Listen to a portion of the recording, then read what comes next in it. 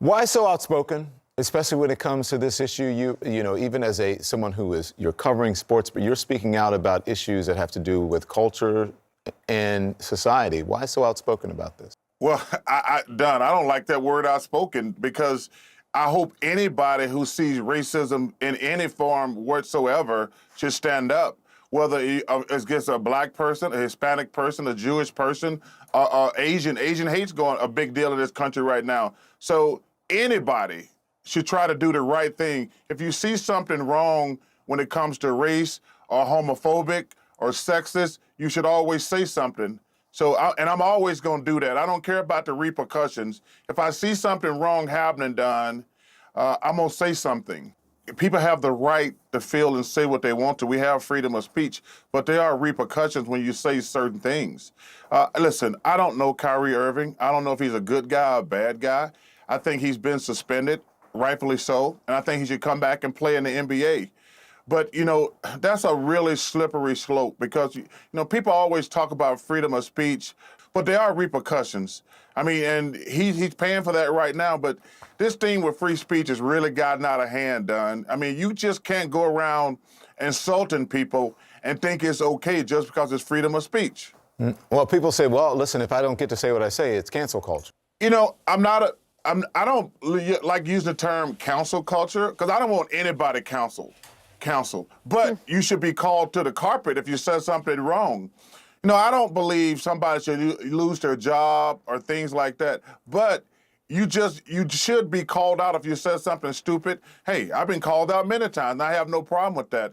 But I hate the term cancel culture because very few people are canceled. Let's be honest and realistic. Yeah, that's a good point. Can I ask something real quick that I didn't think? Did you? Maybe you didn't see it, so you might not be able to answer. Did you see SNL? Did you see Dave Chappelle? His monologue? I did not, Yeah. but listen, let me just say this. I'm a Dave Chappelle fan. I have a really strict line on racism, sexism, homophobic, things like that. It's just wrong. It's nothing to joke about. It's a very serious subject. You know, Don, it's crazy. I'm almost 60 years old, and I grew up in Alabama, you know, and obviously I know about Montgomery, Selma, Birmingham, things like that. To still be having racial conversations 60 years later, and we're debating whether people have the right to say it and joke about it, is really it just makes me sad. Yeah. It makes me mad, but it really just makes me sad that 60 years later we're still having racial conversations 60 years later. And more than a decade ago, I do have to say, and then I'll let you guys jump in here because I don't want to hog this conversation. One of the first people to contact me after I came out was this man right here. And that was over a decade ago. So these issues are really important to you, and you always stand up for people's individual rights. Well, you know, Don, first of all, one thing that always has disturbed me as a black person, which really bothers me about the Kyrie Irving situation and the Kanye West situation, first of all, being black in America is already hard enough. And for us to go at other ethnic groups just makes things worse because it's hard enough being black. And one thing that's always disappointed me, black people treat gay people, we are the worst when it comes to treating gay people. And that's one thing growing up, it really always bothers me.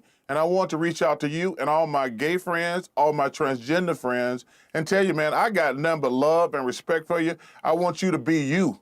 And I wanted you to know that day, because I understand being black, what it's like being gay, because you get mistreated, and it's really unfortunate and sad and stupid, to be honest with you. But you live in Arizona now, and I wonder what you make of the election results that we've been talking about this morning and what happened in the state that you live in now. You know, it's been frustrating.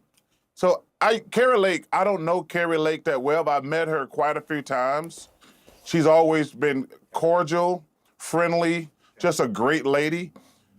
What has happened to her the last few years has been very frustrating and disappointing to me because all these election deniers, are they only saying elections legit if they win? Yes. That's the thing that's frustrating for me. Like, a Republican's going to say, unless we win, if the election was stolen, is that the motto we're going to have for the rest of history?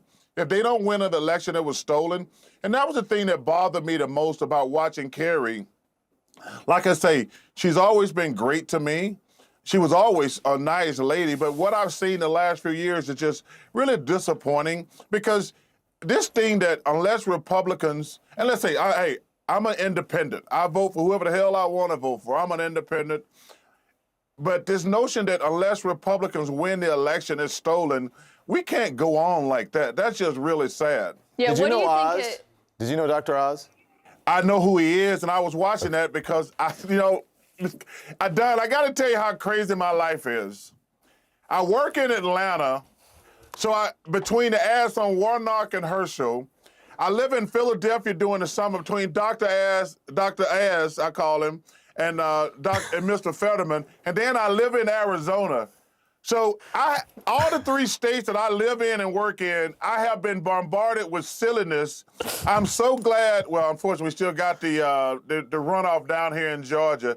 But I lived in the 3 craziest states whatsoever. It's been crazy for the last 6 months, and I'm so glad it's over.